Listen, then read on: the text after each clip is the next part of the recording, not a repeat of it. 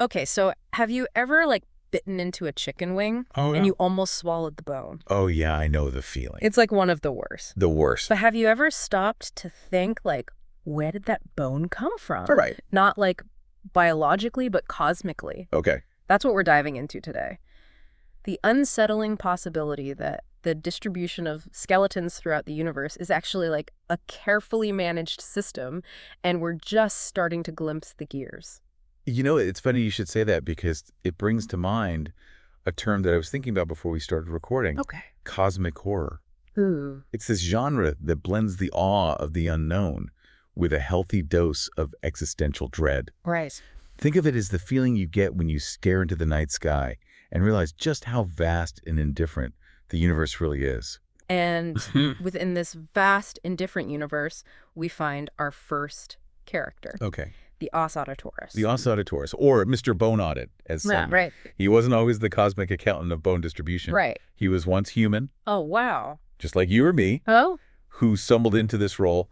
And now, as far as anyone can tell, there's no clocking out. So imagine going from paying your bills, surviving another Monday, Yep. to being responsible for making sure every creature in the universe that needs a skeleton gets one. Can you imagine the pressure? Oh my gosh. Talk about pressure. And pressure's an understatement. Right. We're talking about a being whose slightest misstep can literally pause life on Earth for 3 hours. 3 hours 3 hours. of livestock frozen mid-moo businesses at a standstill. The planet. The whole planet just stuck in a cosmic coffee break. A coffee break with consequences, unfortunately. Yeah. That disruption led to widespread famine and had ripple effects for years. Oh my gosh. It really makes you appreciate the delicate balance of things, doesn't it? Absolutely.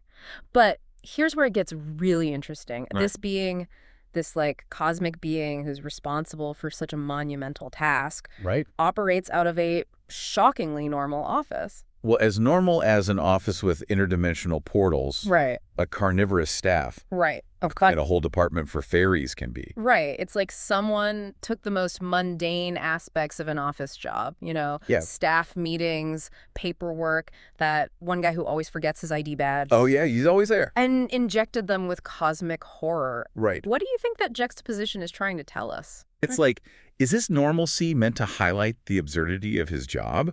Or if it makes the threat somehow even more insidious? Right. Like maybe this vast cosmic machinery is more deeply embedded in our reality than we realize. Right. But before we get too lost in the interdimensional weeds, let's shift gears to another story. One that takes us from the office to the terrifying expanse of space. Okay. And this is where we meet Matthew Clack, a volunteer repopulator on a one-way mission to Titan aboard the spaceship, PSM Gilead. Okay. Is there a connection between this cosmic journey and the Auditors' work? Well, that's what we're about to find out. So Matthew's all set for his grand cosmic adventure, Right. buckled into his cryogenic pod, ready for the long sleep through the void, That's and it. then bam, meteor shower. A catastrophic collision, to be precise. Oh. The Gilead was hopelessly outmatched. And poor Matthew, he's Yeah. trapped inside this damaged cryogenic pod, sensory deprivation kicking in hardcore call. Can you imagine? It's the ultimate isolation. It makes you want to stay firmly planted on Earth, clutching your creature comforts close. It certainly highlights the fragility of human life against the vastness of space.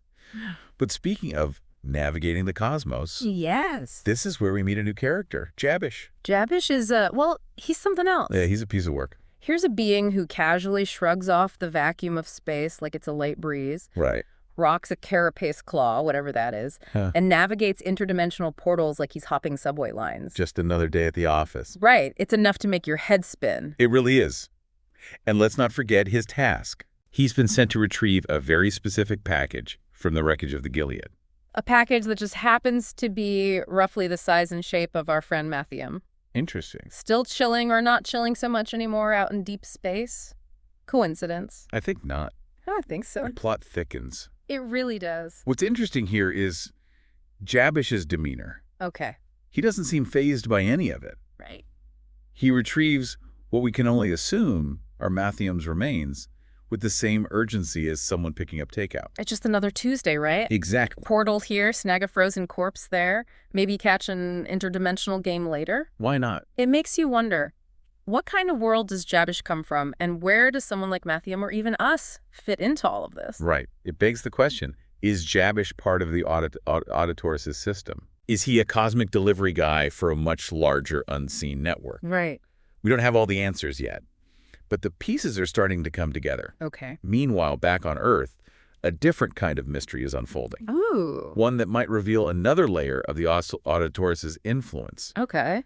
This is where we meet Jerry, Okay. a PI whose ex-lover, Olivia King, Right. is having a bit of a problem. And this time, it's not about which dry cleaner to use. Oh, no. Olivia is getting some unwanted attention from a very persistent reporter. Oh, boy. A reporter with a rather unusual interest in Olivia's late husband, Eric, Okay. and even more interest in Eric's remains. Oh, we're not talking about your run-of-the-mill, I'm writing an expose kind of Oh, reporter. no, this guy is downright creepy. Okay. Olivia said he looked like a sentient blob of chewed gum in a trench coat, Oh, my God. moving like he was being animated one frame at a time. Wow. An apt description, if I may say so. But what's even more unsettling is the reporter's fixation on the specifics of Eric's bones. Interesting. It's as if those bones hold some deeper significance. And as we've learned, when it comes to bones in this deep dive, there's always something bigger going on. Always. But in this case, bigger is an understatement. Because this reporter, well, he's not exactly human. So this reporter, if you can even call him that, Right. reveals his true form. And what is that? A creature with oily, rippling skin. Oh. Not exactly someone you'd expect to see at a press conference. No, not at all. And this creature identifies Jerry, our PI, as a, what was it again? A videntus? Right. Videntus. It's not exactly a household word, is it? No, it's not. And Yeah. given what we've seen so far, it's probably not as simple as like, oh, he's a gardener or something. No, definitely not. Yeah. Especially since right after this, the reporter whisks both Jerry and Olivia into a star-filled void. A star-filled void. Sound familiar? It does sound a little like the one Jabesh travels through, doesn't it? It really does. It's like we're seeing a pattern here. People who deal with the dead, this whole Videntis thing, and these cosmic travelers using those portals. The connections are definitely getting stronger. Yeah. And speaking of connections, Okay. remember the Auditorus? Even cosmic bone auditors have staff meetings. Oh, I bet those are something else. Well, this one's a doozy. It seems one of his staff members, Frank, is a little new to the whole cosmic bureaucracy thing. How new are we talking? A few centuries, which in cosmic terms is basically yesterday. Right. He's still got that new office smell. Pretty much. Yeah. He hasn't quite figured out the whole interdimensional travel thing yet, especially those office maps. Oh no, we've all been there, getting lost on the first day. Exactly.